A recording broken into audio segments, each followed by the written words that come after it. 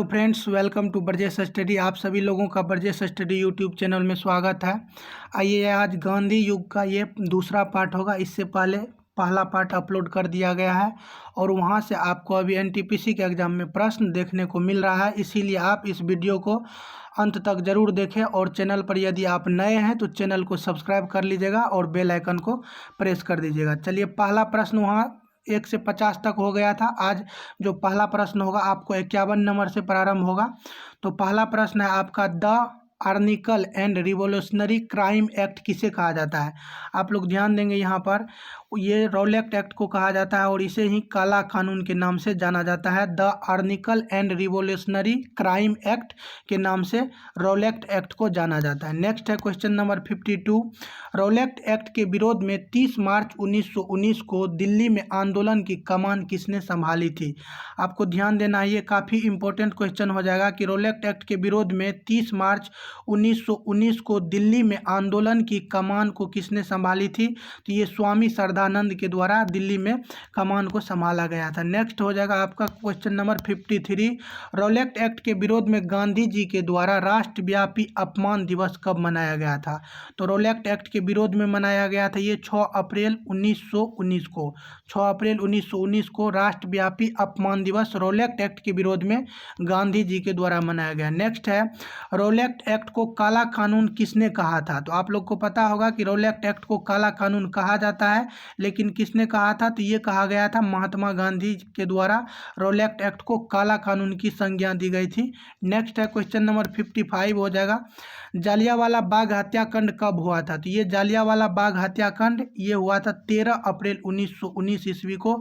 और वहाँ पर ये जालियांवाला बाग हत्याकांड जो हुआ था, तो इस पर जो वहाँ के लोग थे, जो क्रांतिकारी थे, सभी लोग सैफुद्दीन किचलू और वहाँ उनके एक साथी थे, तो उन लोगों के गिरफ्तारी पर बैठक कर रहे थे। उसी दौरान ये कांड हुआ था। आगे आपको सभी देखने को मिल जाएगा। नेक्स्ट देखिए कि काले कानून के विरोध में 13 अप्रैल 1919 को बैसाखी के दिन अमृतसर में किसके गिरफ्तारी के विरोध में वहाँ जालियांवाला बाग में आम सभा का आयोजन किया गया था। तो वहाँ पर आपको था सत्यपाल एवं सैफुद्दीन किचलू। सत्यपाल एवं सैफुद्दीन किचलू की गिरफ्तारी के विरोध में वहाँ पर जो क्रांतिकारी थे उन लोगों के द्वारा आम सभा किया गया था और वहीं पर जो है जालियांवाला बाग हत्याकांड जनरल आर डायर के द्वारा गोली चलाने का आदेश दिया गया। नेक्स्ट देखिए कि जालियांवाला बाग में किसके आदेश पर जनता पर अंधाधुंध गोली चलाई गई थी। तो पंजाब के सैन्य अधिकारी जनरल जो है ब्रिगेडियर जनरल आर डायर आपका हो जाएगा इसका सही जवाब। जनरल आर डायर के आदेश पर दिया गया था, वहां पर गोली चलवाया गया था। नेक्स्ट देखिए, जालियांवाला बाग किसकी संपत्ति थी। तो आपको यहाँ ध्यान देना है कि जालियांवाला बाग जो ये संपत्ति थी जल्ली नामक व्यक्ति का। नेक्स्ट देखिए, जालियांवाला बाग हत्याकांड के विरोध में ब्रिटिश सरकार को लौटाई गई उपाधि। तो जो उपाधि लौटाया गया है यहाँ पर आपको दिया गया है कि रविंद्रनाथ टैगोर के द्वारा नाइटहुड की उपाधि और वायसराय की कार्यकारिणी के सदस्य शंकर नायक ने त्यागपत्र दे दिया था। तो नाइटहुड की उपाधि यानी इसे सर भी कहा जाता है। नाइटहुड की उपाधि रविंद्रनाथ टैगोर और वायसराय की कार्यकारिणी के सदस्य शंकर नायक ने त्यागपत्र दिया था। नेक्स्ट है, जालियांवाला बाग हत्याकांड की जांच के लिए किसका गठन किया गया था। तो ये किया गया था हंटर आयोग का गठन 1 अक्टूबर 1919। ये याद रखना है आपको, 1 अक्टूबर 1919 8 सदस्यों से युक्त लॉर्ड हंटर की अध्यक्षता में हंटर आयोग का गठन किया गया था, जिसमें 3 भारतीय सदस्य थे, सर चिमनलाल सीतलवार, जगत नारायण और साहबजादे सुल्तान अहमद। तो ये तीनों भारतीय है। इसमें आपको याद रखना कि हंटर आयोग में टोटल मेंबर जो था आपको 8 था और उसमें 3 भारतीय थे। 3 भारतीय कौन कौन थे। तो चिमनलाल सीतलवार, जगत नारायण, साहबजादे सुल्तान अहमद। नेक्स्ट है, जनरल डायर को निर्दोष घोषित करने से क्रोधित होकर भारतीयों ने किसकी अध्यक्षता में पंजाब में एक आयोग का गठन किया था। तो जनरल डायर को जो निर्दोष घोषित किया गया था, इसी के विरोध में पंजाब में एक आयोग का गठन किया गया था और किसके ये किया गया था अध्यक्षता में, मदन मोहन मालवीय। नेक्स्ट है आपका क्वेश्चन नंबर ये हो जाएगा 62। भारत के मुसलमान तुर्की के सुल्तान को क्या मानते थे? तो भारत के जो मुसलमान थे तुर्की के सुल्तान को क्या कहते थे? तुर्की के सुल्तान को कहा जाता था खलीफा। और कल आपके एनटीपीसी के एग्जाम में पूछा गया था कि 1919 में खिलाफत आंदोलन जो हुआ था ये मूल रूप से कहाँ हुआ था? तो ये आपको तुर्की में हो जाएगा। नेक्स्ट देखिए, ब्रिटिश सरकार ने 14 मई 1920 को किस संधि के द्वारा तुर्की का विभाजन कर दिया था? तो 14 मई 1920 को किस संधि के द्वारा तुर्की का विभाजन किया गया था? यह है सीवर्स की संधि। तो यहाँ से आपको याद रखना है कि सीवर्स की संधि कब हुई थी? तो आपको 1920 में, और इसी संधि के तहत तुर्की का विभाजन किया गया था 14 मई 1920 को, और ये ब्रिटिश सरकार के द्वारा किया गया था। अगला है खिलाफत दिवस कब मनाया जाता है? तो खिलाफत दिवस आपको मनाया जाता है 17 अक्टूबर 1919 ईस्वी को खिलाफत दिवस।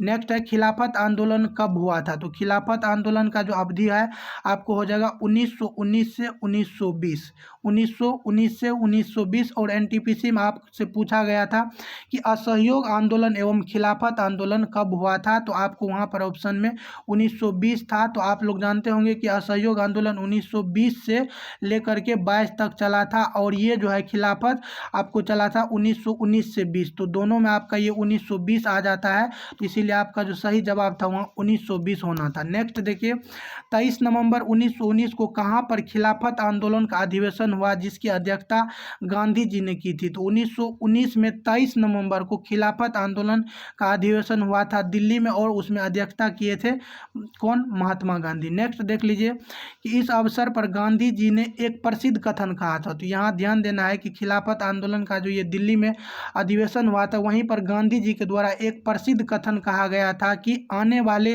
100 वर्ष में हिंदू एवं मुसलमान के बीच एकता स्थापित करने का अवसर नहीं प्राप्त होगा। तो ये प्रश्न आपसे पूछा जा चुका है, तो यहाँ याद रखेंगे। यहाँ से ऐसे पूछा जाएगा कि किस अवसर पर कहा गया था कि आने वाले 100 वर्षों में हिंदू एवं मुसलमान के बीच एकता स्थापित करने का अवसर प्राप्त नहीं होगा। तो ये कथन किसका है? तो ये कहा गया है गांधी जी के द्वारा, और खिलाफत आंदोलन के अवसर पर कहा गया था। नेक्स्ट है कि खिलाफत आंदोलन से कौन कौन व्यक्ति जुड़े हुए हैं? तो खिलाफत आंदोलन से जो व्यक्ति जुड़े हुए हैं आपको यहाँ ध्यान देना, अली बंधु है। तो अली बंधु में शौकत अली एवं मोहम्मद अली ये दोनों भाई थे।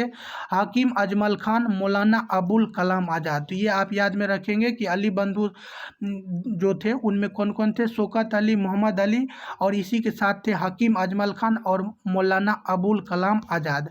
अगला है कि किसकी पत्रिका अल हिलाल एवं अल बिलाल के माध्यम से खिलाफत आंदोलन का प्रचार प्रसार किया गया था? तो अल हिलाल एवं अल बिलाल के माध्यम से प्रचार प्रसार किया गया था खिलाफत आंदोलन का। तो ये जो थे मौलाना अबुल कलाम आज़ाद के पत्रिका थे। नेक्स्ट है आपको कि 9 जून 1920 को इलाहाबाद में हिंदू मुस्लिम नेताओं की संयुक्त बैठक में किस आंदोलन को चलाए जाने का निर्णय लिया गया था? तो 9 जून 1920 को इलाहाबाद में हुई थी हिंदू और मुस्लिम नेताओं की संयुक्त बैठक, और इसमें आपको असहयोग आंदोलन को चलाए जाने का निर्णय लिया गया था। अगला है आपको असहयोग आंदोलन चलाया जाने का निर्णय कांग्रेस के किस अधिवेशन में लिया गया था? तो वहाँ जो था आपको इलाहाबाद में हिंदू और मुस्लिम का अधिवेशन मतलब संयुक्त बैठक था, और यहाँ आपको हो जाएगा कि कांग्रेस के किस अधिवेशन में? तो कांग्रेस के कोलकाता के विशेष अधिवेशन में 1920 में ये लिया गया था, और यहाँ पर जो अध्यक्षता किए थे लाला लाजपत राय किए थे 1920 के। और वैसे आपको 1920 में जो कांग्रेस का अधिवेशन हुआ है जो जनरली होता था वो आपको 1920 में नागपुर में हुआ है, तो नागपुर याद रखेंगे आप लोग। और यहाँ पर जो है आपको विशेष अधिवेशन है 1920 का, कहाँ? कोलकाता में। अध्यक्षता लाला लाजपत राय। महात्मा गांधी ने असहयोग प्रस्ताव स्वयं पेश किया था, तो आप यहाँ याद रखेंगे। नेक्स्ट है कि कांग्रेस के किस अधिवेशन में असहयोग आंदोलन चलाए जाने का प्रस्ताव पारित किया गया था? तो वहाँ पर यहाँ पर ध्यान देना है कि पारित किया गया था, तो वहाँ पर रखा गया था 1920 के कोलकाता में, और यहाँ पर जो पारित किया गया, तो पारित किया गया था तो नागपुर अधिवेशन 1920 में, और अध्यक्षता किए थे विजय राघव आचार्य। विजय राघव आचार्य CR दास ने असहयोग के प्रस्ताव को प्रस्तुत किया था। नेक्स्ट है आपका कि गांधी जी द्वारा असहयोग आंदोलन 1 अगस्त 1920 को शुरू किया गया था। इस दिन तिलक की मृत्यु हो गई थी, जिसके स्मरण में किसकी स्थापना की गई थी? तो यह तिलक स्वराज फंड की स्थापना की गई थी और इसी फंड में जमुना लाल बजाज के द्वारा बहुत सारा धन दान दिया गया था। इसी वजह से जमुना लाल बजाज को महात्मा गांधी के 5वां पुत्र की संज्ञा दिया गया था। और 4 पुत्र कौन कौन है, पहला जो पार्ट है उसमें मैंने आपको बता दिया है, तो आप लोग उसे जरूर देख लीजिएगा। यदि गांधी युग से और क्रांतिकारी युग से कोई भी प्रश्न आपको आएगा तो जरूर बन जाएगा, क्योंकि यहाँ पर सभी प्रश्नों को लिया गया। नेक्स्ट है आपको कि असहयोग आंदोलन कब से कब तक चलाया गया था? तो ये 1920 से 1922 के बीच में ये चलाया गया था। नेक्स्ट है आपका कि असहयोग आंदोलन के दौरान ब्रिटिश सरकार को लौटाए गए उपाधि। तो यहाँ पर आपको महात्मा गांधी के द्वारा केसर हिंद, जुल्लू युद्ध पदक एवं बोवर पदक लौटा दिया गया था। तो ये आपको याद रखना है। आप लोग केसर हिंद जानते होंगे, जुल्लू युद्ध पदक जो महात्मा गांधी को दिया गया था, और बोवर पदक ये आपको दक्षिण अफ्रीका में दिया गया था, ये पदक भी लौटा दिया गया था। जमुनालाल बजाज ने राय बहादुर की उपाधि लौटा दी थी और सुभाष चंद्र बोस ने ICS की नौकरी छोड़ दी थी। ये सारा फैक्ट्स आपको याद रखना है। नेक्स्ट है कि असहयोग आंदोलन के दौरान उठाए गए गतिविधियां। तो इसमें जो है आपको विदेशी वस्तुओं का बहिष्कार करना शामिल था, विदेशी शिक्षण संस्थान का बहिष्कार, काशी विश्वविद्यालय, अलीगढ़ मुस्लिम विश्वविद्यालय एवं जामिया मालिया विश्वविद्यालय की स्थापना की गई थी। देश के प्रमुख वकील मोतीलाल नेहरू, जवाहरलाल नेहरू, चित्तरंजन दास, सरदार वल्लभ भाई पटेल, विट्ठल भाई पटेल ने अंग्रेजी न्यायालय का बहिष्कार किया था। तो आपको यहाँ ध्यान देना है कि इस विदेशी शिक्षण संस्थान का बहिष्कार करके काशी विश्वविद्यालय, अलीगढ़ मुस्लिम विश्वविद्यालय एवं जामिया मालिया विश्वविद्यालय की स्थापना किया गया था। तो यहाँ से आपको ऐसे प्रश्न बन जाता है कि पूछा जाता है कि अलीगढ़ मुस्लिम विश्वविद्यालय का गठन जो किया गया था तो किस आंदोलन के दौरान किया गया था, जामिया मालिया का किस आंदोलन के दौरान किया गया था। नेक्स्ट है आपको कि भारत में कब प्रिंस ऑफ वेल्स के आगमन पर काले झंडे दिखाए गए थे? तो ये आपको दिखाए गए थे 1921 ईस्वी में प्रिंस ऑफ वेल्स के आगमन के दौरान। नेक्स्ट है कि गांधी जी ने असहयोग आंदोलन के दौरान कौन सा नारा दिया था? तो ये नारा दिया गया था स्वराज का नारा दिया गया था, और गांधी जी का कहना था कि 1 वर्ष में स्वराज मिल जाएगा, और साथ ही हिंदू मुस्लिम की जय हो कहा था, हिंदू मुस्लिम की जय हो, और 1 वर्ष में स्वराज प्राप्ति का नारा गांधी जी के द्वारा दिया गया था असहयोग आंदोलन के दौरान। नेक्स्ट है कि गांधी जी द्वारा अखिल भारतीय सत्याग्रह का प्रथम प्रयोग किस आंदोलन में किया गया था? तो अखिल भारतीय सत्याग्रह का प्रथम बार जो प्रयोग किया गया था ये आपको असहयोग आंदोलन में किया गया था। यहाँ आप लोग चंपारण सत्याग्रह नहीं मारेंगे क्योंकि गलती हो जाएगा। तो ये जो अखिल भारतीय सत्याग्रह का प्रथम प्रयोग किया गया था ये असहयोग आंदोलन में किया गया था। नेक्स्ट है आपका कि किसने विदेशी वस्त्रों को जलाए जाने को निष्ठुर बर्बादी की संज्ञा दी थी? तो विदेशी वस्त्रों को जलाए जाने की निष्ठुर बर्बादी की संज्ञा ये रविंद्रनाथ टैगोर के द्वारा दिया गया था। यदि आप लोग इसका PDF चाहते हैं तो वीडियो के अंत में मैं बताऊंगा कि आप लोगों को ये PDF कैसे मिलेगा। नेक्स्ट है उत्तर प्रदेश के गोरखपुर स्थित चौरा चौरी नामक स्थान पर कब चौरा चौरी कांड हुआ था? तो ये चौरा चौरी कांड आपको 5 फरवरी 1922 को हुआ था, और इस बार जो NTPC में ये प्रश्न लगभग 3 बार पूछा गया। एक बार जब पूछा गया अगले बार तो वहाँ ये पूछा गया था कि चौरा चौरी कांड किस प्रांत में हुआ था? तो आपको याद रखना है ये मध्य प्रांत में ये पड़ता है, आपको मध्य प्रांत में ये पड़ जाता है चौरा चौरी नामक स्थान जो गोरखपुर में है, तो ये मध्य प्रांत आपको याद रखना है। नेक्स्ट यहाँ है अगला क्वेश्चन कि किसके नेतृत्व में 21 सिपाही तथा 1 दरोगा सहित 22 पुलिसकर्मियों को चौरी चौरा थाने में आग लगाकर उसी आग में जिंदा जला दिया गया था? तो इसका जो नेतृत्व कर रहा था तो भगवान अहीर के नेतृत्व में ये सारा काम हुआ था। तो आपको ये ध्यान में रखना है कि 21 सिपाही तथा 1 दरोगा सहित 22 पुलिसकर्मी को चौरा चौरी थाने में आग लगाकर जिंदा जला दिया गया था। तो नेतृत्वकर्ता कौन थे? भगवान अहीर थे। नाम भी वैसा नहीं है तो काम किया ठीक ठाक। तो चलिए नेक्स्ट है आपको किस घटना के कारण गांधी जी ने 12 फरवरी 1922 को कांग्रेस के बारदोली अधिवेशन में असहयोग आंदोलन को वापस ले लिया था? तो ये चौरा चौरी हत्याकांड के कारण आपको ले लिया गया था 12 फरवरी 1922 को कांग्रेस के बारदोली अधिवेशन में। तो आपको याद रखना है कि चौरा चौरी कांड को कांग्रेस के किस अधिवेशन में वापस लिया गया था? तो बारदोली अधिवेशन 1922 में। नेक्स्ट है आपको असहयोग आंदोलन वापस लेने से किसने कहा था? यदि कन्याकुमारी की एक गौ अहिंसा का पालन नहीं किया तो इसकी सजा कश्मीर के एक गौ को क्यों दी जाए? तो ये कहा गया था मोतीलाल नेहरू के द्वारा। और ये काफ़ी इंपॉर्टेंट है, आपके लिए याद रखेंगे कि असहयोग आंदोलन को जो वापस लिया गया था तो ये कहा गया था मोतीलाल नेहरू के द्वारा कि कन्याकुमारी की एक गौ यदि अहिंसा का पालन नहीं किया तो इसकी सजा कश्मीर के एक गौ को क्यों दी जाए? तो ये कहा गया था मोतीलाल नेहरू के द्वारा। अगला है आपका कि असहयोग आंदोलन वापस लेने से किसने कहा था कि आंदोलन अपने चरम सीमा पर था, तब इसे वापस लेना आत्मघाती साबित होगा? तो ये कहा गया था सुभाष चंद्र बोस के द्वारा। अगला है कि असहयोग आंदोलन के घटना के लिए गांधी जी पर देशद्रोह का मुकदमा कब चलाया गया था? तो ये चलाया गया था आपको 13 मार्च 1922 ईस्वी में, और 6 वर्ष की कारावास की सजा सुनाई गई थी। और ये जो सजा सुनाने वाले जज थे इनका नाम था बुमफिल नामक न्यायाधीश ने सुनाया था। और भगत सिंह, और वहाँ जो सुनाया गया था फांसी की सजा भगत सिंह को, तो वो सुनाने वाले थे जेसी हिल्टन।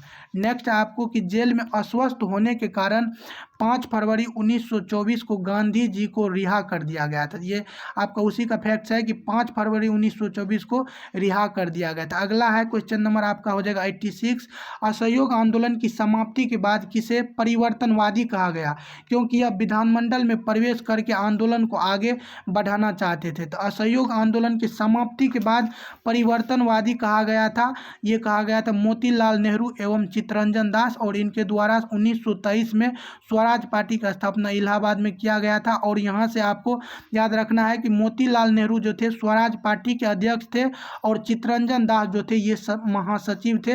ये प्रश्न आपको कल पूछा गया, आप लोग देख लीजिएगा, प्रथम शिफ्ट में ये प्रश्न बिल्कुल पूछा गया था कि स्वराज पार्टी के महासचिव कौन थे? तो आपका हो जाएगा चित्तरंजन दास, और अध्यक्ष मोतीलाल नेहरू।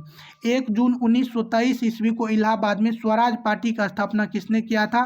तो ये मोतीलाल नेहरू एवं चित्तरंजन दास के द्वारा। अध्यक्षता चित्तरंजन दास के द्वारा और महासचिव मोतीलाल नेहरू के द्वारा। तो अध्यक्षता किए थे चित्तरंजन दास, और महासचिव जो थे आपको मोतीलाल नेहरू। शायद ऊपर मैं उल्टा बता दिया हूँ, आप लोग यहाँ ध्यान देंगे कि अध्यक्षता किए थे चित्तरंजन दास और महासचिव थे मोतीलाल नेहरू। तो महासचिव से मो याद रखेंगे, महासचिव कौन थे? मोतीलाल नेहरू। नेक्स्ट आपको ध्यान देना है, कांग्रेस के गया अधिवेशन 1922 में मोतीलाल नेहरू और चित्तरंजन दास ने कांग्रेस से त्यागपत्र दे दिया। इस अधिवेशन की अध्यक्षता किसने किया था? तो 1922 ईस्वी में आपको ये चित्तरंजन दास के द्वारा किया गया था। नेक्स्ट है आपका 1923 के चुनाव में स्वराज पार्टी को 101 सीट में से कितने सीट पर जीत हासिल हुई थी? तो 101 में से आपको स्वराज पार्टी को कुल मिलाकर के 42 सीट प्राप्त हुआ था। नेक्स्ट है कि केंद्रीय विधानमंडल का अध्यक्ष बनने वाला प्रथम भारतीय कौन थे? तो विधानमंडल के अध्यक्ष बनने वाला प्रथम भारतीय विट्ठल भाई पटेल, और ये कब बने थे? 1925 ईस्वी में।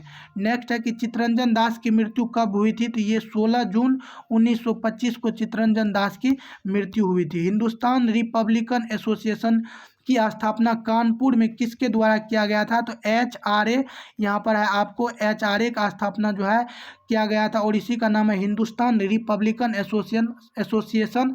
और स्थापना कहाँ किया गया था? ये कानपुर में किया गया था 1924 में सचिंद्र नाथ सन्याल, जोगेश चटर्जी और राम प्रसाद बिस्मिल के द्वारा किया गया था।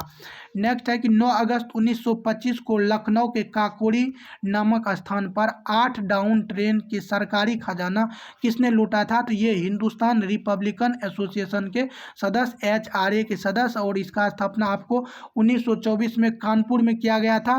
तो इसी का जो सदस्य था, सभी सदस्य के द्वारा ये काकोरी ट्रेन डकैती कांड को अंजाम दिया गया था, और ट्रेन का नाम था 8 डाउन ट्रेन। और इसमें जो शामिल थे काकोरी कांड में राम प्रसाद बिस्मिल, अशफाक उल्ला खान और रोशन लाल एवं राजेंद्र लाहिरी, और इन लोगों को फांसी की सज़ा हुई थी। तो इसमें आपको याद रखना है कि ये प्रथम मुसलमान थे अशफाक उल्ला, जो भारतीय क्रांतिकारी में फांसी की सज़ा पर पहुंचे थे। नेक्स्ट आपको ध्यान देना है कि हिंदुस्तान सोशलिस्ट रिपब्लिकन एसोसिएशन की स्थापना फिरोज शाह कोटला मैदान में किसके द्वारा किया गया था? तो यहाँ पर याद रखना है आपको HSRA ये है, और ऊपर जो था आपको HRA था। तो हिंदुस्तान सोशलिस्ट रिपब्लिकन एसोसिएशन की स्थापना फिरोज शाह कोटला, जो अभी अरुण जेटली स्टेडियम के नाम से दिल्ली में अभी जाना जाता है, तो ये किसके द्वारा किया गया था? 1928 में भगत सिंह, राजगुरु, सुखदेव, चंद्रशेखर आजाद और भगवती चरण बोहरा के द्वारा स्थापना किया गया था, HSRA।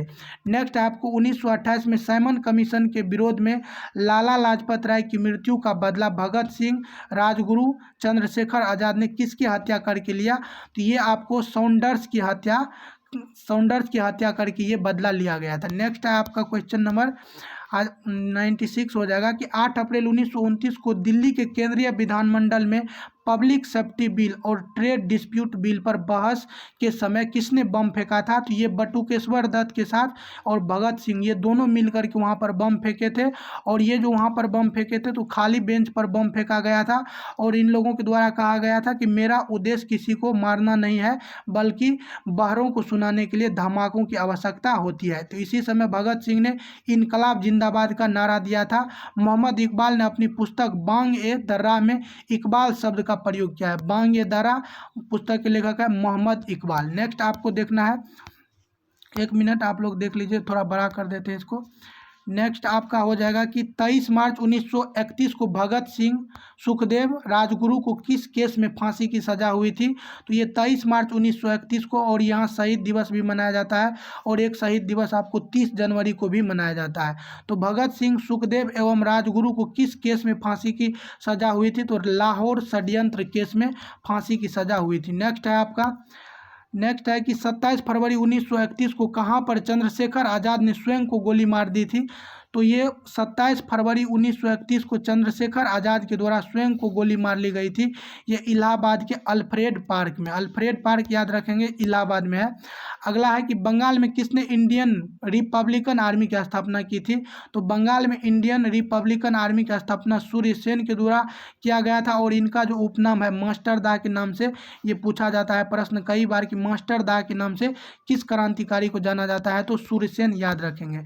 अगला है कि 8 अप्रैल 1930 को चटगांव पुलिस शस्त्रागार पर कब्जा किसने किया, जिसे चटगांव शस्त्रागार कांड कहा गया था? तो ये सूर्य सेन के द्वारा किया गया था। इसी के साथ आपका ये कंप्लीट हो गया 100 प्रश्न, और फिर अगला पार्ट में लेकर के आऊँगा। यदि आप लोग इसका PDF चाहते हैं तो PDF के लिए डिस्क्रिप्शन में टेलीग्राम ग्रुप का लिंक दिया हुआ है, आप लोग वहाँ क्लिक करके उसमें जुड़ सकते हैं। और फ्रेंड्स, यदि आप नए हैं तो चैनल को जरूर सब्सक्राइब कर लीजिएगा, और PDF के लिए टेलीग्राम से जुड़ जाइए। फिर मिलेंगे आपसे अगले वीडियो में, तब तक के लिए जय हिंद, जय युवा।